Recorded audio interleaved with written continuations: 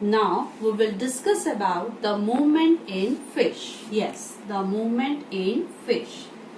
Fish has streamlined body.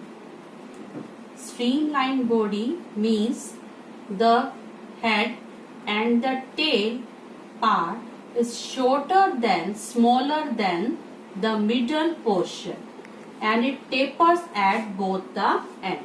This type of shape help the fish to flow in water, to swim in water very easily, to cut the flow of water.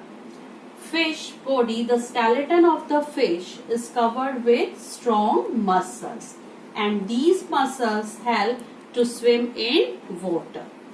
When the fish swim in water, first of all, its curve the head portion of its body to one side and the tail curve on another side, and this make the movement possible. And on the same time, after just another second, the head curve on another side and tail on another side. So this type of movement, curving body of the fish, makes it possible. It gives them a jerk so that it can easily push into the flow of water and can easily swim in water. The muscles of the fish body help them to easily swim. It can move with the help of making their body curve, and in this movement, fins present on the tail of the fish and part of the body, they help them to make balance, body balance, and to change the direction in the water. Tail is a streamlined body, move into the water with the help of its body curve from one side to another side. Now we will discuss about movement in birds. Yes, we will discuss about movements in birds. Birds can fly, can walk, and some of the birds like duck, they can swim. So different moving patterns are in birds are fly, walk and swim. They can walk or perch with the help of their hind limbs. With the help of their hind limbs, birds can walk on the ground.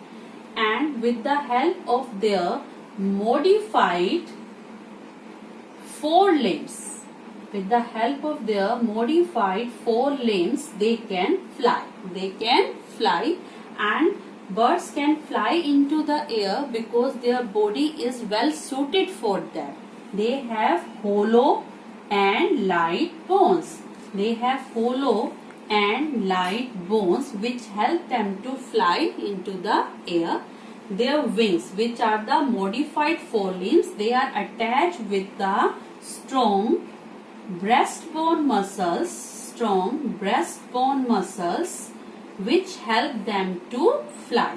Because they are the strong muscles, these are attached with the wings, which helps them to move up and down again and again. Birds also have strong shoulder bones. So all of these features help a bird to fly. They can fly with the help of their modified forelimbs in the form of wings, and they can walk with the hind limbs. Now we will discuss about the movement in snake. Yes, movement in snake. Had you seen the snake slithers? Had you seen the snake slithers? Yes, snakes does not move in a straight way. It always moves in the form of loops. Yes, the snake body has a long backbone, and it is made up of number of small muscles. There is a number of small muscles, and all these muscles, these backbones, ribs, are interconnected with each other. Now, as the snake has long body, during the movement, snake divided its body into many loops, and each loop give him a forward push. Each loop give him a forward push by pressing it against the ground. So due to that push, it can move on the ground. As it has a long body, it is divided into many loops, and each loop give him a forward push by pressing against the ground. So that's why a snake can slithers very fast. So snake can be slithers and it can't move straight due to the movement of its body in many loops. Now we will discuss about shoulder bones and pelvic bones. These shoulder bones and pelvic bones helps the limbs of our body to attach with the rest part of the skeleton. Arms are attached with the skeleton with the help of shoulder bones, and legs are attached with the skeleton with the help of pelvic bones. Shoulder bone. There are two shoulder bones are present in our body, and arms of our body are attached to our rest of the portion with the help of shoulder bones. They are of two types, collar bones and shoulder blade. Arms at the upper arm is fixed in the shoulder blade through ball and socket joint. The upper arm is fixed with the socket of the shoulder blade, and which allows movements in all directions through the ball and socket joint. So this movement which allows movements in all the direction. And there are collar bones at the two sides of our necks. These collar bones help to make our shoulders apart. To make the shoulders apart, collar bones are helpful. Shoulder blades, again, they are helpful to attach arms to our body, and these shoulder blades are the sides for the muscle attachments. These are the sides for the muscle attachment, so that the movement of the arms, movements of the neck and the movements of the upper part of the body can be possible. So shoulder bones, which has two parts, collar bones and shoulder blades, which helps in movement of our upper body part like neck and our arms.